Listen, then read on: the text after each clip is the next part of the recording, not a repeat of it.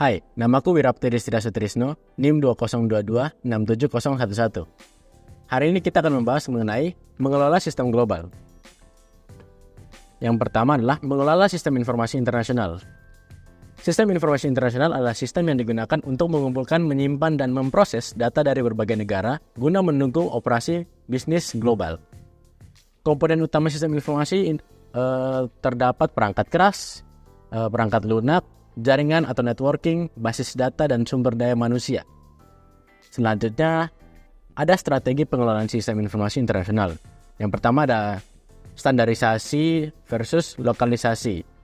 Yang kedua ada koordinasi dan global membangun tim TI global yang bekerja sama secara efektif melintasi batas geografis. Yang ketiga ada penggunaan teknologi canggih mengadopsi teknologi terbaru seperti cloud computing. Yang keempat ada manajemen proyek global menggunakan metode manajemen proyek yang efektif untuk mengelola implementasi sistem informasi di berbagai lokasi. Selanjutnya ada perkembangan teknologi. Ada cloud computing, ada big data analytic, dan AI. Selanjutnya terdapat perencanaan strategis. Ada standarisasi dan penyesuaian infrastruktur teknologi dan kompatibilitas sistem. Lanjut, ada regulasi dan kepatuhan, manajemen sumber daya, operasional dan dukungan, inovasi dan adaptasi. Selanjutnya terdapat mengelola sistem informasi internasional, strategi global dan organisasi bisnis. 4 strategi global utama menjadi bisnis struktur organisasional perusahaan global, yaitu eksportir domestik, multinasional, pawaralaba, dan lintas negara. Selanjutnya adalah sistem global untuk menyesuaikan strategi. Teknologi informasi dan perkembangan telekomunikasi global memberikan lebih banyak keleluasan bagi perusahaan internasional untuk mempertajam strategi global mereka. Konfigurasi manajemen dan pengembangan sistem cenderung mengikuti strategi global yang dipilih. Selanjutnya adalah menata ulang bisnis. Ada menata ulang aktivitas yang dapat memberikan nilai tambah sesuai dengan kerugian komparatif. Ada mengembangkan dan mengoperasikan unit-unit sistem pada setiap tingkat aktivitas perusahaan regional, nasional, dan internasional. Selanjutnya ada mendirikan kantor tunggal di kantor pusat dunia yang bertanggung jawab atas pengembangan sistem internasional, posisi direktur informasi, dan juga selanjutnya ada pertumbuhan sistem informasi. Untuk pertumbuhan sistem informasi terdapat 2, yaitu mengembangkan arsitektur sistem informasi internasional, dan yang kedua lingkungan global, pergerakan, dan tantangan bisnis.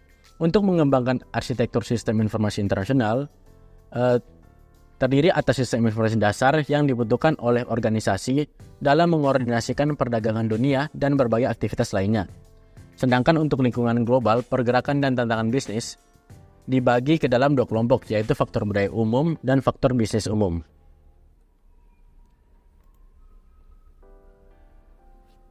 Selanjutnya terdapat mengelola sistem global.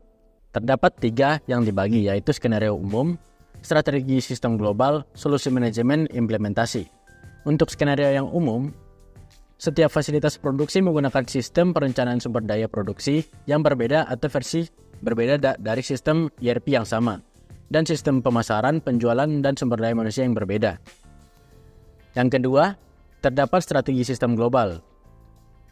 Di dalamnya terdapat mengidentifikasi proses bisnis inti, mengidentifikasi sistem untuk koordinasi terpusat, memilih pendekatan bertahap, rancangan keseluruhan, dan evolusioner. Dan yang terakhir, solusi manajemen implementasi. Di dalamnya terdapat menyepakati kebutuhan penggunaan bersama, membawa perubahan ke dalam proses bisnis, mengordinasikan pengembangan aplikasi, perizinan perangkat lunak, dan mendorong pengguna lokal untuk mendukung sistem global. Dan untuk yang terakhir, terdapat isu dan peluang teknologi untuk rantai nilai global. Di dalamnya terdapat platform komputasi dan integrasi sistem. Setelah itu ada konektivitas. Dan yang terakhir ada penempatan perangkat lunak. Di dalam itu terdapat penjelasannya lagi, yaitu untuk platform komputasi bertujuan untuk mengembangkan sistem global, terdistribusi, dan terintegrasi. Dan untuk konektivitas, harus memiliki konektivitas, yaitu kemampuan untuk menghubungkan sistem dan orang-orang dari perusahaan global ke dalam sebuah jaringan yang terintegrasi.